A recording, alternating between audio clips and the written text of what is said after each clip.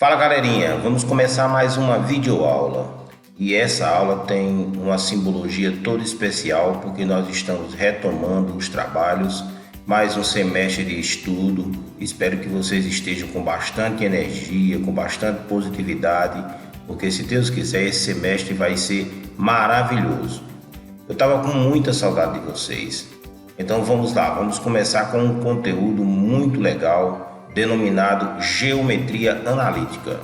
Muito bem, a geometria analítica é um campo da matemática em que é possível representar elementos geométricos como pontos, retas, triângulos, quadriláteros e circunferências utilizando expressões algébricas. Muito bem, então essa é a intenção dessa unidade de estudo.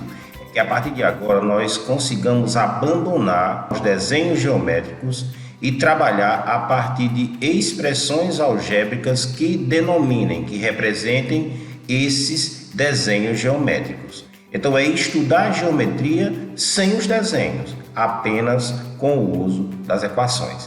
As expressões algébricas são derivadas da ideia de união de pontos que segue determinado padrão.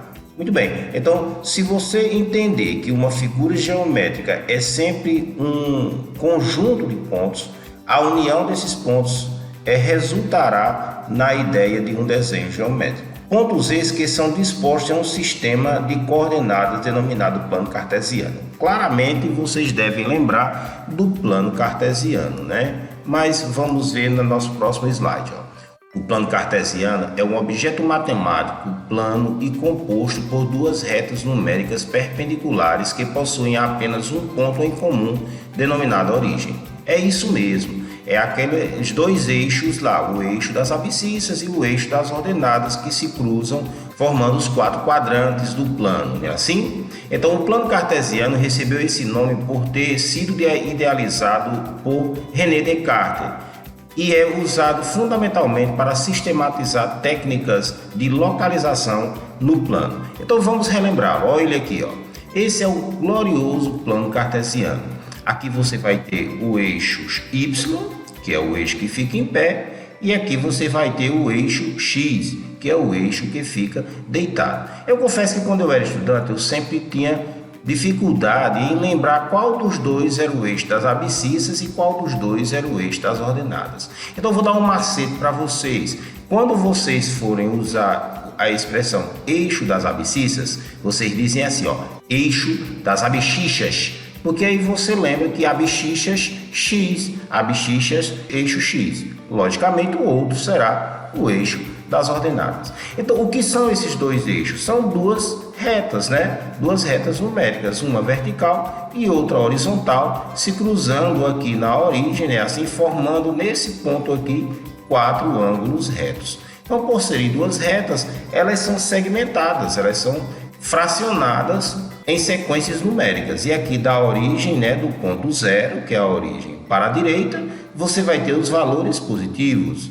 Aqui também da origem do ponto zero para cima, você também terá valores positivos. Da origem para baixo, você vai ter valores negativos.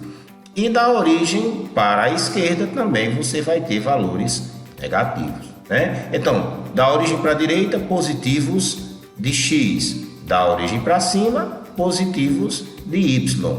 Da origem para a esquerda, negativos de X. Da origem para baixo, negativos de Y. Então é muito simples. O plano cartesiano também se divide em quatro quadrantes: primeiro, segundo, terceiro e quarto, no sentido anti-horário, né? No sentido contrário ao movimento do ponteiro do relógio. No primeiro quadrante você vai ter valores positivos de ambos os eixos. No segundo quadrante, como você pode ver, você vai ter positivos de Y, negativos de X. No terceiro quadrante, você vai ter negativos de ambos os eixos. E no quarto quadrante, valores positivos do eixo das abscissas e negativos do eixo das ordenadas. Então, lembre-se, primeiro e terceiro quadrante são quadrantes opostos, são positivos de ambos os lados, negativos de ambos os lados.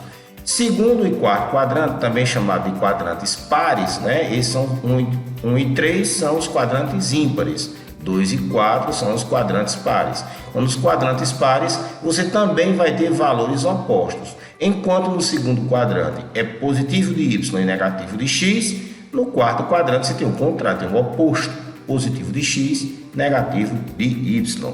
É simples, né? Eu tenho certeza que todos vocês lembram. E aqui, no plano cartesiano, é possível você localizar pontos, né? Então aqui você tem, por exemplo, o ponto A, o ponto B, o ponto C, o ponto D, o ponto E e o ponto F. Veja que o ponto A está no primeiro, o ponto B está no segundo, o ponto C está no terceiro, o ponto D está no quarto quadrante. O ponto E e o ponto F estão sobre os eixos. Não há um acordo matemático ainda para definir em que quadrante eles se encontram. Então, quando você tem um ponto sobre um dos eixos, a gente diz que ele não está em nenhum dos quadrantes. Ele é comum a 2 quadrantes ou comum aos 4 se o ponto estiver na origem, ok? Esses pontos, eles são sempre organizados em pares ordenados. Esse é o segredo do negócio, né? Você tem que lembrar que o valor de x, ele deve aparecer sempre antes do valor de y entre parênteses. Daí o termo pares ordenados. Por que ordenados? Porque eles vêm nesta ordem. Que ordem é essa? Se você lembrar bem, no alfabeto o x vem antes do y. Então não tem como esquecer, né? Essa ordem é uma convenção matemática, claramente não se refere a isso, a ordem alfabética, mas é um elemento interessante para você lembrar, né? Que o x vem sempre antes do y, ok? Muito bem, vamos entender como são os pares ordenados. Então veja aqui, o ponto A, ele está nas coordenadas 4, 2, ou seja, 4 para x, 2 para y. Olha ele aqui, 4, 2, ok? Ponto B, o ponto B está nas coordenadas menos 3, 1. Então lembre-se, o x vem antes do y. Não esqueça disso, separados por vírgula. Se for número decimal, você separa por ponto e vírgula. Então, mas nesse caso não são números decimais, você separa por vírgula. Então você vai ter menos 3, que é a coordenada que está no eixo x, e 1, que é a coordenada que está no eixo y. E agora o nosso glorioso ponto C, né? O ponto C está no terceiro quadrante e está nas coordenadas menos 2 e menos 3. O ponto D, olha ele bem aqui, tá vendo aqui o ponto D, 3 menos 2, então vamos lá. 3 para x, aqui 3 no eixo x, menos 2 para y, menos 2 no eixo y. Então está aqui o nosso glorioso ponto D. O ponto E, 2 para x, e veja que esse 2 está ligado na origem aqui, porque está em cima do eixo.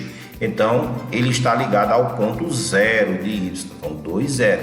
Isso às vezes confunde o aluno, né? Então, não esqueça, quando o ponto está sobre o eixo das abscissas, o valor numérico é do eixo das abscissas, então é o valor de x. Quando o ponto está no eixo das ordenadas, o valor numérico que o ponto representa é o valor de y. Por isso que esse ponto F aqui é o ponto 0 menos 4. Muito bem, galerinha, nossa videoaula de hoje era só essa, para ser bem light, a gente está começando, eu não quero estressar vocês, tá bom? Então era só para a gente relembrar o plano cartesiano. Valeu, a gente se vê na nossa próxima videoaula. Fiquem com as referências, que foi de onde eu tirei parte desse material.